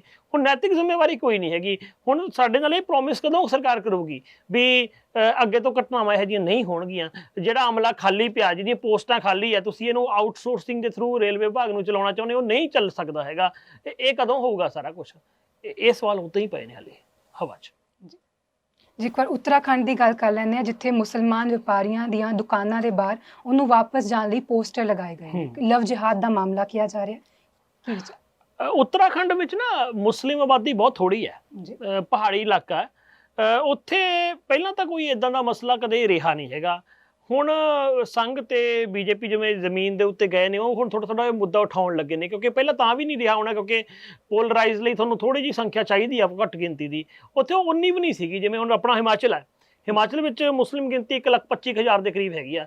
ਇਸੇ ਤਰ੍ਹਾਂ ਇੱਥੇ ਉੱਤਰਾਖੰਡ 'ਚ ਵੀ ਬਹੁਤ ਘੱਟ ਹੈਗੀ ਆ। ਇੱਥੇ ਆਹ ਚੋਣਾਂ ਹੋ ਕੇ ਹਟੀਆਂ, ਆਪਣੇ ਪੰਜਾਬ ਦੇ ਨਾਲ ਹੀ ਉੱਤਰਾਖੰਡ ਦੀਆਂ ਵੀ ਚੋਣਾਂ ਹੋ ਕੇ ਹਟੀਆਂ। ਉੱਥੇ ਵਿੱਚ ਇਹ ਪ੍ਰਚਾਰ ਜ਼ਰੂਰ ਕਰ ਰਹੇ ਸੀ ਵੀ ਦੇਖੋ ਜੀ ਮੁਸਲਮਾਨ ਐਂ ਕਰਦੇ ਨੇ, ਐਂ ਕਰਦੇ ਨੇ, ਜੋ ਕਿ ਆਪਾਂ ਨੂੰ ਪਤਾ ਵੀ ਇਹ ਨਫ਼ਰਤੀ ਪ੍ਰਚਾਰ ਹੈ, ਇਹਦਾ ਕੋਈ ਬੇਸ ਨਹੀਂ ਹੁੰਦਾ। ਪਿੱਛੇ ਜਿਹੇ ਇੱਕ ਘਟਨਾ ਵਾਪਰ ਗਈ, ਇੱਕ ਕੁੜੀ 14 ਸਾਲ ਦੀ ਕੁੜੀ ਦਾ ਅਗਵਾ ਹੋਈ ਸੀਗੀ। ਕੀਤੀ ਤਾਂ ਦੋ ਮੁੰਡਿਆਂ ਨੇ ਸੀਗੀ। ਇੱਕ ਮੁੰਡਾ ਦੱਸਿਆ ਜਾ ਰਿਹਾ ਕਿ ਮੁਸਲਿਮ ਭਾਈਚਾਰੇ ਨਾਲ ਸੀ, ਇੱਕ ਨਾਨ ਮੁਸਲਿਮ ਸੀ, ਸ਼ਾਇਦ ਉਹ ਸੈਣੀ ਕਰਕੇ ਉਹਦਾ ਕੁਛ ਨਾਂ ਸੀਗਾ ਮੁੰਡੇ ਦਾ। ਪਰ ਇਹਨਾਂ ਨੇ ਕੀ ਕੀਤਾ ਵੀ ਇਸ ਗੱਲ ਤੇ ਤੂਲ ਦਿੱਤਾ ਵੀ ਇਹ ਮੁਸਲਮਾਨਾਂ ਨੇ ਲਵ ਜਿਹਾਦ ਕੀਤਾ। ਇਹਦੇ ਆਧਾਰ ਉੱਤੇ ਜਿਹੜੇ ਹੈਗੇ ਆ ਕੁਝ ਪਰਚੇ ਵੰਡੇ ਗਏ ਉਹ ਉੱਤਰਾਖੰਡ ਦੇ ਉੱਤਰਕਾਸ਼ੀ ਇਲਾਕੇ ਦੇ ਵਿੱਚ, ਕਿ ਮੁਸਲਿਮ ਜਿਹੜੇ ਵਪਾਰੀ ਨੇ, ਜੋ ਕਿ ਬਹੁਤ ਥੋੜੇ ਨੇ, ਜਿਵੇਂ ਮੁਸਲਿਮ ਆਬਾਦੀ ਥੋੜੀ, ਉਹ ਵੀ ਥੋੜੇ ਨੇ, ਉਹ ਇਲਾਕਾ ਛੱਡ ਦੇਣ। 13 ਜੂਨ ਤੱਕ ਦਾ ਉਹਨਾਂ ਨੂੰ ਅਲਟੀਮੇਟਮ ਦਿੱਤਾ ਗਿਆ ਹੈਗਾ। ਇਹ ਅੱਗੇ ਚੱਲ ਕੇ ਦੋਵੇਂ ਭਾਈਚਾਰਿਆਂ ਦੇ ਵਿੱਚ ਨਾ ਤਣਾਅ ਪੈਦਾ ਕਰਨ ਵਾਲਾ ਹੈਗਾ ਮੁੱਦਾ। ਤੇ ਬਾਕੀ ਸੂਬਾ ਸਰਕਾਰ ਜਿਹੜੀ ਉਹ ਉਸ ਨੂੰ ਉਸੇ ਤਰ੍ਹਾਂ ਹੀ ਦੇਖਦੀ ਹੈਗੀ ਆ, ਕਿਉਂਕਿ ਸੂਬਾ ਸਰਕਾਰ ਦੀ ਇਹ ਅੱਖ ਥੱਲੇ ਹੋ ਰਿਹਾ ਹੈਗਾ ਸਾਰਾ ਕੁਝ। ਸ਼ਵਿੰਦਰ ਜੀ, ਇੱਕ ਮਹਾਰਾਸ਼ਟਰ ਤੋਂ ਖਬਰ ਸਾਹਮਣੇ ਆ ਰਹੀ ਹੈ ਜਿੱਥੇ ਅੰਬੇਦਕਰ ਜਯੰਤੀ ਮਨਾਉਣ ਦੀ ਮੰਗ ਕਰਨ ਵਾਲੇ ਇੱਕ ਦਲਿਤ ਦਾ ਕਤਲ ਕਰ ਦਿੱਤਾ ਗਿਆ।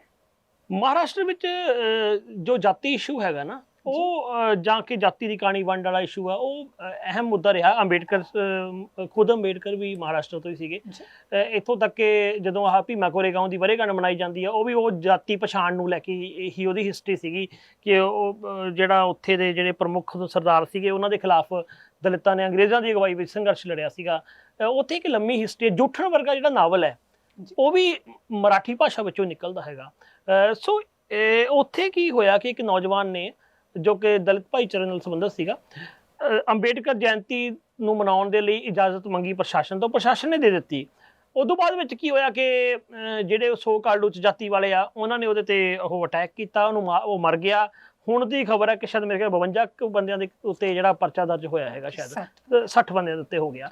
ਤੇ ਇਹ ਮਤਲਬ ਹਲੇ ਚੱਲਦਾ ਹੈਗਾ। ਇਹਦੇ ਵਿੱਚ ਹੁਣ ਇਹੀ ਚੀਜ਼ ਹੈ ਕਿ ਇਹ ਜਿਹੜੇ ਜਾਤੀ ਤਣਾਅ ਹੈ, ਜਾਤੀ ਤਣਾਅ ਉਹਦੀ ਇੱਕ ਪੂਰੀ ਹਿਸਟਰੀ ਉੱਥੇ ਰਹੀ ਹੈ ਜਾਤੀ ਤਣਾਅ ਦੀ। ਉਹਨੂੰ ਲੈ ਕੇ ਕੁਝ ਮੂਵਮੈਂਟਸ ਵੀ ਉੱਠੀਆਂ ਨੇ ਉੱਥੇ, ਸਮੇਂ-ਸਮੇਂ ਤੇ ਉੱਠਦੀਆਂ ਰਹੀਆਂ ਨੇ। ਪੈਂਥਰ ਮੂਵਮੈਂਟ, ਉੱਥੇ ਪੈਂਥਰ ਪਾਰਟੀ ਵੀ ਤਕੜੀ ਪਾਰਟੀ ਰਹੀ ਆ ਮਹਾਰਾਸ਼ਟਰ ਦੇ ਵਿੱਚ। ਈਵਨ ਨਰਿੰਦਰ ਦਬੋਲਕਰ ਜਿਹੜੇ ਕਿ ਤਰਕਸ਼ੀਲ ਨੇਤਾ ਸੀਗੇ, ਉਹਨਾਂ ਦਾ ਕਤਲ ਹਿੰਦੂਤਵੀ ਫਾਸ਼ੀਵਾਦੀਆਂ ਨੇ ਕੀਤਾ। ਉਹਨਾਂ ਨੇ ਵੀ ਜਦੋਂ ਨਾ ਆਪਣਾ ਇੱਕ ਮੂਵਮੈਂਟ ਚਲਾਈ ਸੀ, ਸਾਂਝੇ ਖੂਹ ਦੀ ਮੂਵਮੈਂਟ।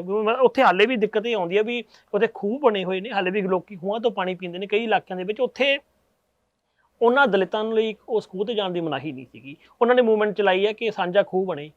ਉਹ 13 ਚ ਉਹਨਾਂ ਦੀ ਡੈਥ ਹੋਈ ਸੀਗੀ। ਸੋ ਇਸ ਤਰ੍ਹਾਂ ਦਾ ਉੱਥੇ ਦਾ ਇਤਿਹਾਸ ਹੈ, ਉਹਦੇ ਵਿੱਚ ਇਹ ਇੱਕ ਘਟਨਾ ਵਾਪਰੀ ਹੈ। ਜਿੱਦਾਂ ਭਾਰਤ ਦਾ ਸੰਵਿਧਾਨ ਸਾਨੂੰ ਰਾਈਟ ਟੂ ਇਕੁਐਲਿਟੀ ਦਿੰਦਾ, ਪਰ ਇੱਥੇ ਰਾਈਟ ਟੂ ਇਕੁਐਲਿਟੀ ਸੰਵਿਧਾਨ ਚ ਹੈ ਨਾ, ਕਿਉਂਕਿ ਜਿਹੜੀ ਸਿਆਸਤ ਉਹ ਸੰਵਿਧਾਨ ਤੋਂ ਬਿਨਾਂ ਚੱਲਦੀ ਹੁੰਦੀ ਹੈ। ਮਤਲਬ ਇਹ ਸੰਵਿਧਾਨ ਇੱਕ ਪਵਿੱਤਰ ਕਿਤਾਬ ਬਣਾ ਛੱਡੀ ਹੈ, ਪਰ ਇਹ ਸੰਵਿਧਾਨ ਸਿਰਫ ਨਾਂ ਲੈਣ ਲਈ ਹੈ, ਯੂਜ਼ ਕਰਨ ਲਈ ਹੈ। ਜਿਵੇਂ ਧਾਰਮਿਕ ਲੀਡਰ ਰੱਬ ਦਾ, ਵਾਹਿਗੁਰੂ ਦਾ, ਅੱਲਾ ਦਾ ਨਾਂ ਲੈਂਦੇ ਨੇ, ਪਰ ਸਾਰੇ ਉਹ ਕੰਮ ਕਰਦੇ ਨੇ ਜਿਹੜਾ ਵਾਹਿਗੁਰੂ, ਅੱਲਾ ਜਾਂ ਰੱਬ ਨਹੀਂ ਚਾਹੁੰਦਾ ਹੈਗਾ। ਸੋ ਇਸੇ ਤਰ੍ਹਾਂ ਹੀ ਸੰਵਿਧਾਨ ਨੂੰ ਸਾਡੇ ਲੀਡਰਾਂ ਨੇ ਬਣਾਇਆ ਹੋਇਆ। ਇੱਕ ਵਾਰ ਬਿਹਾਰ ਦੀ ਗੱਲ ਕਰ ਰਹੇ ਹਾਂ। ਬਿਹਾਰ ਦੇ ਭਾਗਲਪੁਰ ਦੇ ਵਿੱਚ ਬੀਤੇ ਕੁਝ ਦਿਨ ਪਹਿਲਾਂ ਇੱਕ ਪੁਲ ਡਿੱਗ ਗਿਆ ਸੀ, ਤੇ ਹੁਣ ਖਬਰ ਸਾਹਮਣੇ ਆਈ ਹੈ ਕਿ ਜਿਸ ਕੰਪਨੀ ਨੇ ਉਸ ਪੁਲ ਦਾ ਨਿਰਮਾਣ ਕੀਤਾ ਸੀ, ਗੁਜਰਾਤ ਦੇ ਵਿੱਚ ਉਸਨੂੰ ਕਾਫੀ ਟੈਂਡਰ ਮਿਲੇ ਹੋਏ ਨੇ। ਇਹ ਪੁਲ ਦਾ ਇੱਕ ਹਾਦਸਾ ਹੋਇਆ ਸੀ ਪਿੱਛੇ ਜਿਹੇ ਬਿਹਾਰ ਦੇ ਵਿੱਚ, ਉੱਥੇ ਨੁਕਸਾਨ ਵੀ ਕਾਫੀ ਹੋਇਆ। ਪਰ ਹੁੰਦਾ ਕੀ ਹੈ ਕਿ ਉਹ ਜਿਹੜੀਆਂ ਕੰਪਨੀਆਂ ਉਹਨਾਂ ਦਾ ਕਿਤੇ ਨਾ ਸਾਡੀ ਸੱਤਾਧਾਰੀ ਧਿਰ ਦੇ ਨਾਲ, ਸੈਂਟਰ ਵਾਲੀ ਧਿਰ ਦੇ ਨਾਲ ਚੰਗੇ ਸੰਬੰਧ ਨੇ। ਉਹ ਬਹੁਤਿਆਂ ਇਹੋ ਜਿਹੇ ਵਪਾਰੀ ਗੁਜਰਾਤ ਨਾਲ ਹੀ ਸੰਬੰਧਿਤ ਹੈਗੇ ਸੀ। ਫਿਲਹਾਲ ਦੀ ਘੜੀ ਤੇ ਇਹੀ 3-4-9 ਸਾਲ ਚ ਆਪਾਂ ਹੀ ਦੇਖ ਰਹੇ ਹਾਂ। ਤੇ ਗੁਜਰਾਤ ਦੇ ਵਿੱਚ ਵੀ ਹੋਇਆ, ਤੁਸੀਂ ਦੇਖੋ ਮੋਰਬੀ ਪੁਲ ਵਾਲੀ ਘਟਨਾ ਹੋਇਆ ਕਿ ਜਿਹੜੇ ਇਲਾਕੇ ਦੇ ਵਿੱਚੋਂ ਜਿਹੜੇ MLA ਨੇ ਉਹ ਸਾਰਾ ਕੁਝ ਕੀਤਾ, ਹੋਇਆ, ਉਹ ਵੀ ਜਿੱਤ ਗਿਆ, ਮੰਤਰੀ ਵੀ ਜਿੱਤ ਗਿਆ, ਤੇ ਕੰਪਨੀ ਦਾ ਇਹਨਾਂ ਨੇ ਕੋਈ ਬਹੁਤਾ ਨੁਕਸਾਨ ਨਹੀਂ ਕੀਤਾ ਹੈਗਾ। ਇਸੇ ਤਰ੍ਹਾਂ ਬਿਹਾਰ 'ਚ ਘਟਨਾ ਕਰਨ ਵਾਲੀ ਉਹ ਕੰਪਨੀ ਆ, ਉਹਨੂੰ ਬਹੁਤ ਸਾਰੀਆਂ ਯੋਜਨਾਵਾਂ ਨੇ ਜਿਹੜੀਆਂ ਗੁਜਰਾਤ ਸਰਕਾਰ ਵੱਲੋਂ, ਤੇ ਸ਼ਾਇਦ ਉਹਦੇ ਵਿੱਚ ਸੈਂਟਰ ਦੀ ਵੀ ਸ਼ਮੂਲੀਅਤ ਹੈ, ਉਹਨੂੰ ਗੁਜਰਾਤ 'ਚ ਮਿਲ ਗਈਆਂ ਨੇ। ਇਹ ਤਾਂ ਇਹੀ ਹੈ ਨਾ, ਇਹਦਾ ਮਤਲਬ ਕੀ ਹੈ ਕਿ ਇਹ ਸਿਸਟਮ ਵਿੱਚ ਜਿਵੇਂ ਆਪਾਂ ਕਹਿੰਦੇ ਚੋਰ ਤੇ ਕੁੱਤੀ ਮਿਲੇ ਹੋਏ ਹੈਗੇ ਨੇ। ਇੱਥੇ ਬਿਹਾਰ ਦੇ ਵਿੱਚ ਘਟਨਾ ਹੁੰਦੀ ਆ, ਆਮ ਲੋਕਾਂ ਦਾ ਨੁਕਸਾਨ ਹੁੰਦਾ, ਆਮ ਲੋਕਾਂ ਦੇ ਜੋ ਪੁਲ ਟੁੱਟ ਰਿਹਾ, ਮਰਦਾ ਤਾਂ ਗਰੀਬ ਹੀ ਆ, ਕੋਈ ਲੀਡਰਾਂ ਦਾ ਤਾਂ ਕੋਈ ਨਹੀਂ ਮਰਦਾ ਹੈਗਾ। ਉਹ ਜਾ ਕੇ ਫਿਰ ਵੀ ਸੌਦੇਬਾਜ਼ੀ ਵਿੱਚ ਉਹਨਾਂ ਨੂੰ ਹੋਰ ਇਹੋ ਜਿਹੀਆਂ ਯੋਜਨਾਵਾਂ ਦਿੰਦਾ। ਸੱਚਾਈ ਤਾਂ ਇਹ ਹੈਗਾ ਵੀ ਸਵਾਲ ਖੜੇ ਕਰਨੇ ਵੀ ਭਾਈ ਇਹ ਕਿਉਂ ਹੋਈ ਘਟਨਾ, ਇਹਦਾ ਕਾਰਨ ਕੀ ਹੈਗਾ। ਇਹ ਉਹਦੇ ਜਿਹੜੇ ਮੇਨ ਮਾਲਕ ਉਹਨੂੰ ਘੇਰਿਆ ਜਾਵੇ। ਮਾਲਕਾਂ ਨੂੰ ਚੋਰ ਮੋਰੀਆਂ ਰਾਹੀਂ ਬਚਾਇਆ ਨਹੀਂ ਜਾਂਦਾ। ਉਹਨਾਂ ਨੂੰ ਹੋਰ ਵੱਖ-ਵੱਖ ਜਿਹੜੇ ਪ੍ਰੋਜੈਕਟ ਦਿੱਤੇ ਜਾਂਦੇ ਨੇ, ਭਾਈ ਆ ਕੇ ਕੰਮ ਕਰੋ, ਕੋਈ ਗੱਲ ਨਹੀਂ, ਇਹ ਤਾਂ ਘਟਨਾਵਾਂ ਹੁੰਦੀਆਂ ਰਹਿੰਦੀਆਂ, ਲੋਕ ਮਰਦੇ ਨੇ ਤਾਂ ਕੀ ਹੈ, ਲੋਕ ਤਾਂ ਕੀੜੇ ਮਕੌੜੇ ਹੈਗੇ ਨੇ, ਕੀੜੇ ਮਕੌੜੇ ਮਰਨ ਲਈ ਹੁੰਦੇ ਹੈਗੇ ਨੇ। 4 ਅੱਖਰ ਫਿਰ ਉਹਨਾਂ ਦੇ ਭੋਗ ਤੇ ਜਾ ਕੇ ਬੋਲਦਿਆ ਕਰਾਂਗੇ। ਬਸ ਆਹ ਸਾਡੀ ਸਿਸਟਮ ਹੈ। ਸ਼ਿਵਿੰਦਰ ਜੀ, ਹੁਣ ਗੱਲ ਕਰ ਲੈਂਦੇ ਅੱਜ ਦੇ ਅਹਿਮ ਮੁੱਦੇ ਤੇ। ਅੱਜ 1984 ਨੂੰ ਮਤਲਬ 39 ਸਾਲ ਹੋ ਗਏ, 6 ਜੂਨ ਦਾ ਦਿਹਾੜਾ ਹੈ। ਕੀ ਕਹੋ? 1984 ਨੂੰ ਜਿਹੜੀ ਦਰਬਾਰ ਸਾਹਿਬ ਦੇ ਉੱਤੇ ਅਟੈਕ ਹੋਇਆ ਸੀ, ਉਹਦੇ 39 ਸਾਲ ਪੂਰੇ ਹੋ ਚੁੱਕੇ ਨੇ। ਅਸੀਂ 40ਵੇਂ ਸਾਲ ਦੇ ਵਿੱਚ ਪ੍ਰਵੇਸ਼ ਕਰ ਚੁੱਕੇ ਹੈਗੇ ਹਾਂ।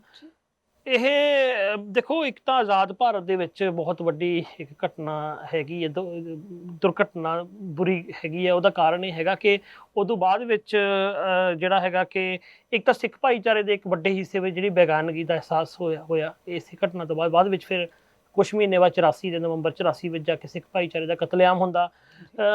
ਇਹ ਸਾਰੀ ਸਿਆਸਤ ਨੂੰ ਜੇ ਸਮਝਣਾ ਹੋਵੇ, ਹੁਣ ਤਾਂ ਬਹੁਤ ਸਾਰੀਆਂ ਕਿਤਾਬਾਂ ਵੀ ਆ ਚੁੱਕੀਆਂ ਹੈਗੀਆਂ ਇਸ ਵਿਸ਼ੇ ਦੇ ਉੱਤੇ। ਉਹ ਖਾਲਿਸਤਾਨ ਦੀ ਜਿਹੜੀ ਸਾਜ਼ਿਸ਼ ਵਾਲੀ ਕਿਤਾਬ ਜਾਂ ਹੋਰ ਬਹੁਤ ਸਾਰੀਆਂ, ਉਦੋਂ ਬਾਅਦ ਵਿੱਚ ਟ੍ਰੈਜਡੀ ਆਫ ਪੰਜਾਬ, ਇਸ ਤਰ੍ਹਾਂ ਦੀਆਂ ਕਿਤਾਬਾਂ ਲਿਖੀਆਂ ਹੋਈਆਂ ਹੈਗੀਆਂ ਨੇ। ਉਹ ਜਾਂ ਫਿਰ ਮਾਰਕ ਟੱਲੀ ਦੀ ਅੰਮ੍ਰਿਤਸਰ ਜਿਹੜੀ ਇੰਦਰਾ ਗਾਂਧੀ ਦੇ ਉੱਤੇ ਲਿਖੀ ਕਿਤਾਬ ਆ, ਉਹ ਹੈ। ਉਹ ਕਿਤਾਬਾਂ ਵਿੱਚ ਨਾ ਬਹੁਤ ਸਾਰੀਆਂ ਚੀਜ਼ਾਂ ਹੈਗੀਆਂ। ਉਹਦੇ ਵਿੱਚ ਮੇਨ ਜਿਹੜੀ ਚੀਜ਼ ਕੀ ਨਿਕਲਦੀ ਆ ਕਿ ਉਸ ਸਮੇਂ ਦੀ ਜਿਹੜੀ ਸੱਤਾ ਵਾ, ਸੈਂਟਰ ਦੇ ਵਿੱਚ ਜਿਹੜੀ ਸੱਤਾ ਹੈਗੀ ਆ, ਇੰਦਰਾ ਗਾਂਧੀ ਇੱਕ ਤਾਂ ਉਹਦਾ ਸੁਭਾਅ ਸੀ ਜਿਹੜਾ ਉਹ ਡਿਕਟੇਟਰ ਸੀਗਾ।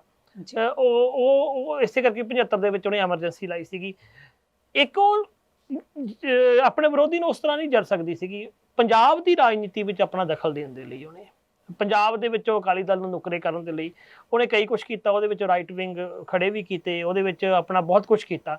ਫਿਰ ਜਦੋਂ ਉਦੋਂ ਬਾਅਦ ਵਿੱਚ ਉਹਨੂੰ ਲੱਗਿਆ ਕਿ ਹੁਣ ਜਿਹੜਾ ਇਸ ਤਰ੍ਹਾਂ ਨਹੀਂ ਤਾਂ ਇਸ ਤਰ੍ਹਾਂ ਕੰਮ ਕਰਨਾ, ਫਿਰ ਉਹਨੇ ਉੱਥੇ ਜਿਹੜਾ ਉਹ ਅਟੈਕ ਵੀ ਕੀਤਾ ਹੈਗਾ। ਅਟੈਕ ਤੋਂ ਬਾਅਦ ਵਿੱਚ ਉਹਦੀ ਕੋਸ਼ਿਸ਼ ਸੀਗੀ ਕਿ ਇਹਨੂੰ ਇੱਕ ਉਹ ਇਸ਼ੂ ਬਣਾ ਕੇ ਫਿਰ ਜਿਹੜੀ ਹੈਗੀ ਆ, ਹੋ ਸਕਦਾ ਵੀ ਬਹੁ ਗਿਣਤੀ ਭਾਈਚਾਰੇ ਦੀਆਂ ਵੋਟਾਂ ਲਈਆਂ ਜਾ ਸਕਦੀਆਂ, ਜਿਵੇਂ ਅੱਜ BJP ਲੈ ਰਹੀ ਹੈਗੀ ਆ, ਮੁਸਲਿਮ ਭਾਈਚਾਰੇ ਨੂੰ ਟਾਰਗੇਟ ਕਰਕੇ। ਉਦੋਂ ਉਹ ਇੱਕ ਮਾਈਨੋਰਿਟੀ ਟਾਰਗੇਟ ਕਰਨੀ ਹੁੰਦੀ ਆ, ਤੇ ਉਹ ਮਾਈਨੋਰਿਟੀ ਜਿਹੜੀ ਉਦੋਂ ਅੱਜ ਮੁਸਲਮਾਨ ਹੈ, ਉਦੋਂ ਸਿੱਖ ਸੀਗੇ। ਤੇ ਦੂਸਰੀ ਚੀਜ਼ ਇਹ ਹੈਗੀ ਆ ਜੋ ਨੋਟ ਕਰਨ ਵਾਲੀ, ਕਿ ਇਹਦੇ ਵਿੱਚ ਅਸੀਂ ਇੱਦਾਂ ਦੇਖ ਲੈਂਦੇ ਹਾਂ ਕਿ ਇਹਦੇ ਵਿੱਚ ਇਹ ਕਾਂਗਰਸ ਨੇ ਕਰ ਦਿੱਤਾ, ਕਾਂਗਰਸੀ ਲੀਡਰ ਸੀ, ਜੋ ਕਿ ਬਿਲਕੁਲ ਸੱਚ ਹੈ। ਇਹਦੇ ਬਾਰੇ ਇੱਕ ਕਿਤਾਬ ਵੀ ਆਈ ਸੀ ਉਸ ਸਮੇਂ, ਦੋਸ਼ੀ ਕੌਣ, ਹੂ ਇਜ਼ ਗਿਲਟੀ। ਉਹ ਕਿਤਾਬ ਦੇ ਉੱਤੇ ਰੋਕ ਲਾ ਦਿੱਤੀ ਗਈ ਸੀ। ਉਹ ਕਿਤਾਬ ਪ੍ਰੋਫੈਸਰ ਜਗਮੋਹਨ, ਜਿਹੜੇ ਕਿ ਸ਼ਹੀਦ ਆਜ਼ਮ ਭਗਤ ਸਿੰਘ ਦੇ ਭਾਣਜੇ, ਉਹਨਾਂ ਨੇ ਕੱਢੀ ਸੀਗੀ। ਇਸ ਤੋਂ ਬਿਨਾਂ ਕੁਝ ਭਾਰਤ ਦੇ ਸਕੋਲਰ ਸੀਗੇ, ਉਹਨਾਂ ਦੀ ਸਹਾਇਤਾ ਨਾਲ ਉਹ ਕਿਤਾਬ ਆਈ ਸੀਗੀ।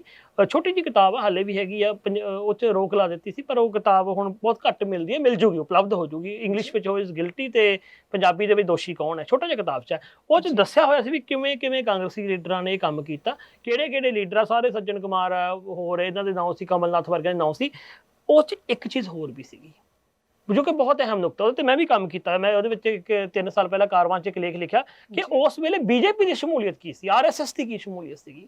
ਉਹਦੇ ਵਿੱਚ ਅਸੀਂ RSS BJP ਨੂੰ ਵੀ ਨਹੀਂ ਛੱਡ ਸਕਦੇ, ਕਿਉਂਕਿ ਦੇਖੋ ਅਡਵਾਨੀ ਆਪਣੀ ਕਿਤਾਬ ਵਿੱਚ ਲਿਖਦਾ ਮਾਈ ਕੰਟਰੀ ਮਾਈ ਲਾਈਫ ਦੇ ਵਿੱਚ ਕਿ ਜਦੋਂ ਵੀ ਇੰਦਰਾ ਗਾਂਧੀ ਨੂੰ ਅਸੀਂ ਕਿਹਾ ਕਿ ਤੁਸੀਂ ਦਰਬਾਰ ਸਾਹਿਬ ਦੇ ਉੱਤੇ ਅਟੈਕ ਕਰੋ, ਮਾਈ ਕੰਟਰੀ ਮਾਈ ਲਾਈਫ ਦੇ ਵਿੱਚ ਇਹ ਅਡਵਾਨੀ ਲਿਖ ਰਿਹਾ ਹੈਗਾ ਕਿ ਇੰਦਰਾ ਗਾਂਧੀ ਨੂੰ ਅਸੀਂ ਉਹਦੇ ਲਈ ਪ੍ਰੋਟੈਸਟ ਕੀਤਾ ਜਦੋਂ ਦਰਬਾਰ ਸਾਹਿਬ ਦੇ ਉੱਤੇ ਅਟੈਕ ਹੋਇਆ, ਤੇ BJP ਤੇ RSS ਤੇ ਕੁਝ ਲੋਕਾਂ ਨੇ ਲੱਡੂ ਵੀ ਵੰਡੇ, ਉਹਨੂੰ ਦੇਵੀ ਦਾ ਰੁਤਬਾ ਵੀ ਦਿੱਤਾ ਗਿਆ। ਇਹ ਇੱਕ ਇਤਿਹਾਸਕ ਤੱਥ ਹੈਗੇ ਨੇ ਜਿਹੜੇ ਕਿ ਲੋਕਾਂ ਨੂੰ ਵੀ ਅੱਜ ਵੀ ਸਮਝਣੇ ਚਾਹੀਦੇ ਨੇ। ਇਹ ਵੀ ਇੱਕ ਸੱਚ ਹੈ ਕਿ ਜਿਵੇਂ ਆਰਐਸਐਸ ਅੱਜਕੱਲ ਬੀਜੇਪੀ ਨੂੰ ਉਹ ਕਰ ਰਹੀ ਹੈ, ਲੀਡ ਕਰਦੀ ਹੈ, ਜਾਂ ਉਹਦੀ ਬਗਲ ਬੱਚਾ ਹੀ ਬੀਜੇਪੀ ਹੈਗੀ ਆ। ਉਸ ਸਮੇਂ ਇਸ ਤਰ੍ਹਾਂ ਦੀਆਂ ਫੋਰਸਿਸ ਇੰਦਰਾ ਗਾਂਧੀ ਨਾਲ ਸੀਗੀਆਂ। ਤੁਸੀਂ ਇੱਕ ਛੋਟੀ ਜਿਹੀ ਉਦਾਹਰਨ ਹੈ ਜਿਹੜਾ ਇਹਨੂੰ ਸਮਝਣ ਦੇ ਲਈ, ਕਿ 84 ਦਾ ਜਿਹੜਾ ਕਤਲੇਆਮ ਹੋਇਆ, ਉਹਦੇ ਵਿੱਚ ਤੁਸੀਂ ਦੇਖੋ ਨਾ ਕਿ ਸਿੱਖ ਭਾਈਚਾਰਾ ਇੱਕ ਪਾਸੇ ਰਹਿ ਗਿਆ, ਤੇ ਜਿੰਨਾ ਵੀ ਬਹੁ ਗਿਣਤੀ ਭਾਈਚਾਰੇ ਦਾ ਵੱਡਾ ਹਿੱਸਾ ਉਹਨੂੰ ਮੋਬਿਲਾਈਜ਼ ਕੀਤਾ ਗਿਆ। ਮੋਬਿਲਾਈਜ਼ ਕਰਨ ਦੀ ਤਾਕਤ ਇੱਕ ਪਾਰਟੀ ਕੋਲ ਨਹੀਂ ਹੁੰਦੀ ਹੈਗੀ, ਇੱਕ ਉਸ ਗਰੁੱਪ ਕੋਲ ਹੁੰਦੀ ਹੈ ਜਿਹੜੇ ਗਰਾਊਂਡ ਲੈਵਲ ਤੇ ਕੰਮ ਕਰਦਾ। ਉਹ ਆਰਐਸਐਸ ਸੀਗੀ। ਅੱਛਾ, ਬਹੁਤ ਥਾਵਾਂ ਦੇ ਉੱਤੇ ਆਰਐਸਐਸ ਦੇ ਬੰਦਿਆਂ ਦੇ ਉੱਤੇ ਪਰਚੇ ਵੀ ਦਰਜ ਹੋਏ, ਕੇਸ ਦਰਜ ਹੋਏ।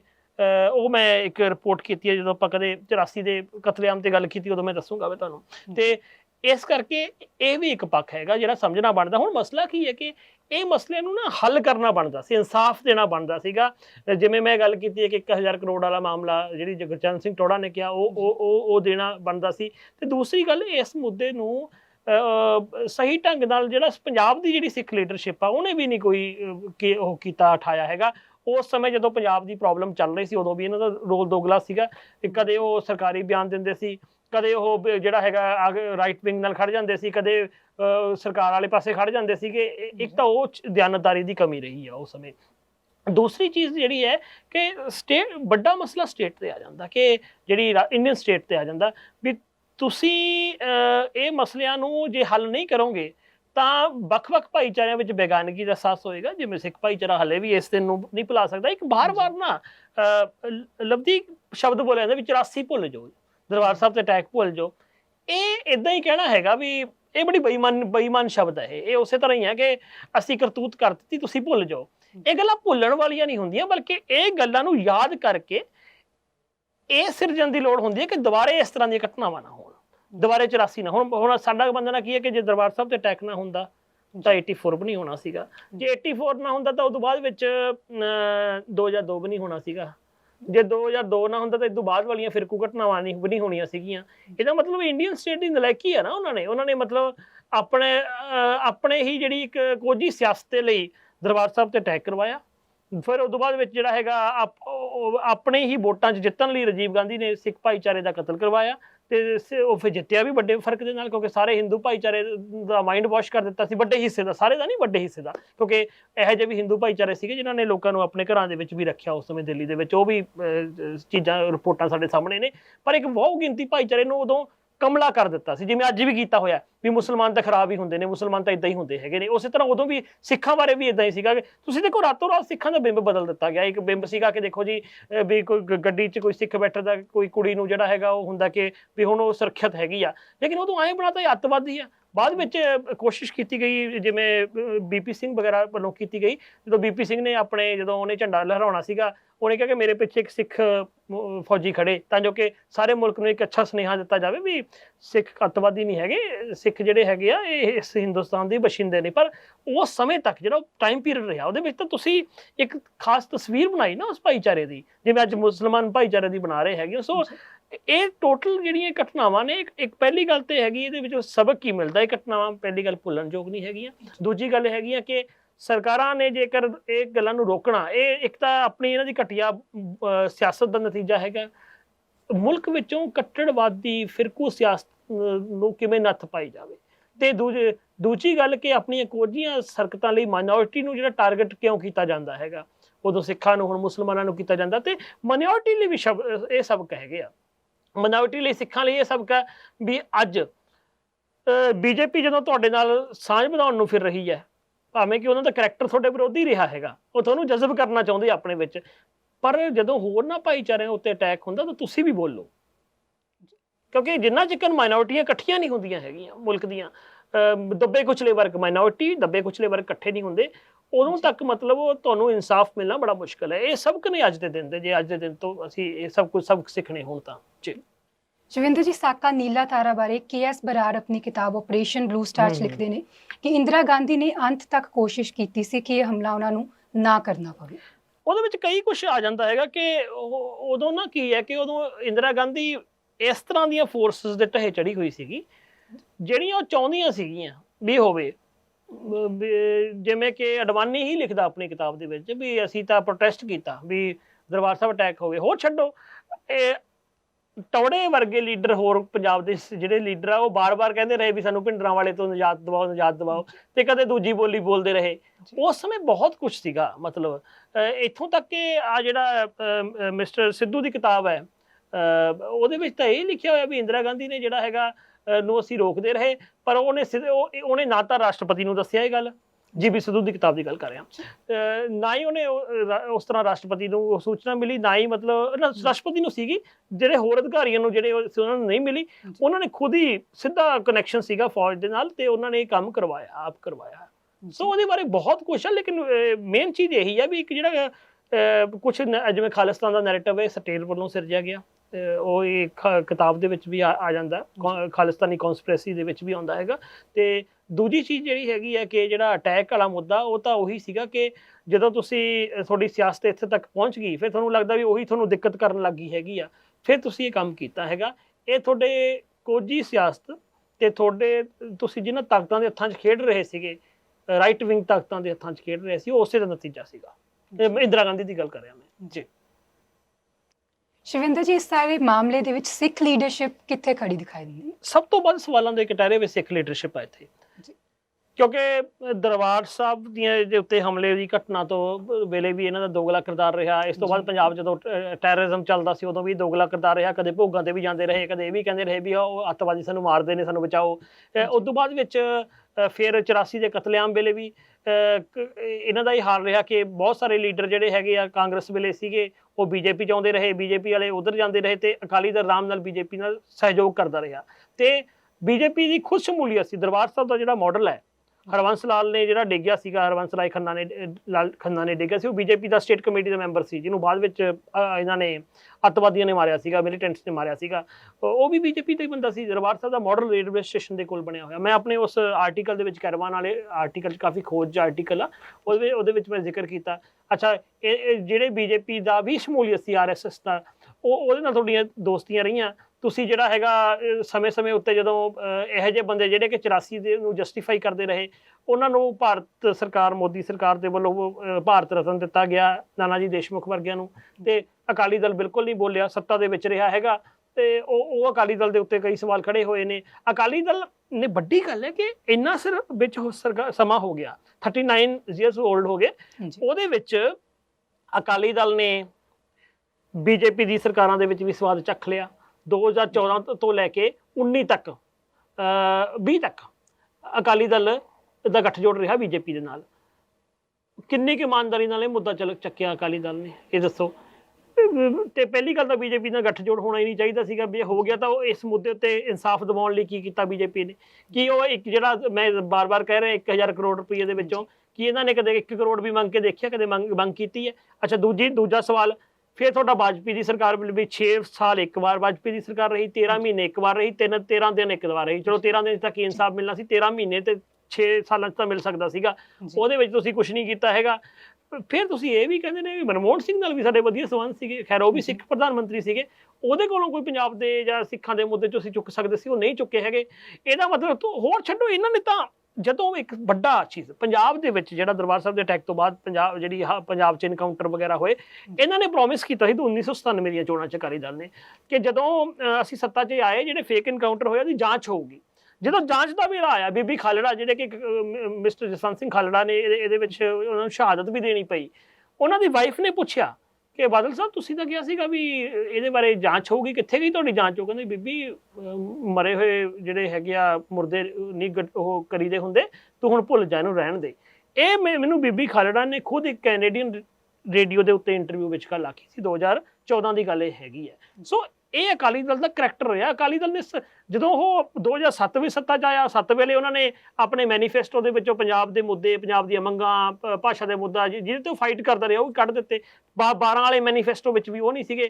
ਫਿਰ ਜਾ ਕੇ 17 ਵਾਲੇ ਮੈਨੀਫੈਸਟੋ ਥੋੜ੍ਹੇ ਜਿਹੇ ਪਾਏ ਕਿਉਂਕਿ ਉਹਨਾਂ ਨੂੰ ਲੱਗਦਾ ਸੀ ਵੀ ਸਰਕਾਰ ਸਾਡਾ ਹੁਣ ਰਾਜ ਖੁੱਸ ਜੂਗਾ।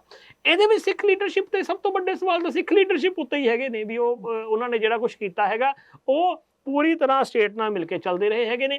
ਉਹ ਚਾਹੇ ਉਹ ਸਿੱਖ ਲੀਡਰਸ਼ਿਪ ਵਾਲਾ ਐਂਗਲ ਹੋਵੇ, ਚਾਹੇ ਉਹ ਤੁਹਾਡਾ ਅੱਛਾ ਅਕਾਲੀ ਦਲ ਦੇ ਗੱਠਜੋੜ ਦੇ ਦੌਰਾਨ ਹੀ ਸ਼੍ਰੋਮਣੀ ਕਮੇਟੀ ਦੇ ਉੱਤੇ RSS ਦਾ ਅੰਦਰ ਖਾਤੇ ਦਬਦਬਾ ਹੋਇਆ। ਅੰਦਰ ਖਾਤੇ ਇਹੋ ਜਿਹੇ ਲਿਟਰੇਚਰ ਸਾਹਮਣੇ ਆਉਂਦਾ ਰਿਹਾ ਜਿਹਦੇ ਵਿੱਚ ਸਿੱਖ ਗੁਰੂਆਂ ਦੀ ਕਿਰਦਾਰਕੁਸ਼ੀ ਹੋਈ ਆ। ਉਹ ਬਕਾਇਦਾ ਲਿਟਰੇਚਰ ਸ਼੍ਰੋਮਣੀ ਕਮੇਟੀ ਵੱਲੋਂ ਛਪਿਆ ਹੋਇਆ ਸੀਗਾ। 2013 ਵਿੱਚ ਇਹ ਮੁੱਦਾ ਵੀ ਆਇਆ ਸੀਗਾ, ਫਿਰ ਬਾਅਦ ਵਿੱਚ ਇਹ ਮੁੱਦਾ ਜਿਹੜਾ ਦਬ ਗਿਆ, ਉਹਦੀ ਜਾਂਚ ਪਤਾ ਨਹੀਂ ਕਿੱਥੇ ਚਲੀ ਗਈ, ਕਿਹੜੇ ਠੰਡੇ ਵਾਸਤੇ ਬਾਹ ਦਿੱਤੀ ਇਹਨਾਂ ਨੇ। ਸੋ ਇਹ ਸਾਰਾ ਕੁਝ ਹੁੰਦਾ ਰਿਹਾ। ਇਹਦੇ ਵਿੱਚ ਸਭ ਤੋਂ ਵੱਧ ਸਵਾਲ ਹੀ ਜਿਹੜੇ ਆਪਾਂ ਜੇ ਦੇਖੀਏ ਤਾਂ ਸਿੱਖ ਲੀਡਰਸ਼ਿਪ ਉੱਤੇ ਖੜੇ ਹੁੰਦੇ ਨੇ ਜੀ। ਸਿੱਖ ਲੀਡਰਸ਼ਿਪ ਨੇ ਕੁਝ ਕਿਉਂ ਨਹੀਂ ਕੀਤਾ, ਮਤਲਬ ਇਸਦੇ ਕੀ ਕਾਰਨ ਹੋ ਸਕਦੇ? ਕਾਰਨ ਸਾਫ਼ ਨੇ, ਉਹ ਸੱਤਾ ਦੇ ਵਿੱਚ ਭਾਗੀਦਾਰ ਸੀਗੇ, ਭਾਗੀਦਾਰ ਬਣਨਾ ਚਾਹੁੰਦੇ ਸੀ। ਉਹਨਾਂ ਨੇ ਸੱਤਾ ਦੇ ਨਜ਼ਾਰੇ ਲਏ ਨੇ ਲੁੱਟ ਕੇ। ਬਾਦਲ ਪਰਿਵਾਰ ਨੇ ਜਿਹੜਾ ਹੈਗਾ ਐਡਾ ਵੱਡਾ ਆਪਣਾ ਸਾਮਰਾਜ ਖੜਾ ਕਰ ਦਿੱਤਾ ਉਹਨਾਂ ਨੇ, ਫਿਰ ਉਹ ਮੁੱਦੇ ਤੋਂ ਕੀ ਲੈਣਾ ਸੀਗਾ। ਤੇ ਹੁਣ ਉਹ ਹਾਸ਼ੀਏ ਤੇ ਚਲੇ ਗਏ, ਹੁਣ ਦੁਬਾਰੇ ਸ਼ਾਇਦ ਉਹ ਪੰਥ ਕਰਨ ਲੱਗ ਜਾਣ। ਸ਼ਿਵਿੰਦਰ ਸਿੰਘ ਜੀ, ਇਹਨਾਂ ਅਹਿਮ ਖਬਰਾਂ ਤੇ ਮੁੱਦਿਆਂ ਤੇ ਚਰਚਾ ਕਰਨ ਲਈ ਤੁਹਾਡਾ ਬਹੁਤ-ਬਹੁਤ ਧੰਨਵਾਦ। ਸ਼ੁਕਰੀਆ। ਖਬਰ ਪੁਆਇੰਟ 'ਚ ਅੱਜ ਲਈ ਸਿਰਫ ਇੰਨਾ ਹੀ। ਹੋਰ ਖਬਰਾਂ ਤੇ ਅਹਿਮ ਮੁੱਦੇ ਲੈ ਕੇ ਫਿਰ ਹਾਜ਼ਰ ਹੋਵਾਂਗੇ। ਉਦ ਤੱਕ ਲਈ ਦਿਓ ਇਜਾਜ਼ਤ। ਧੰਨਵਾਦ।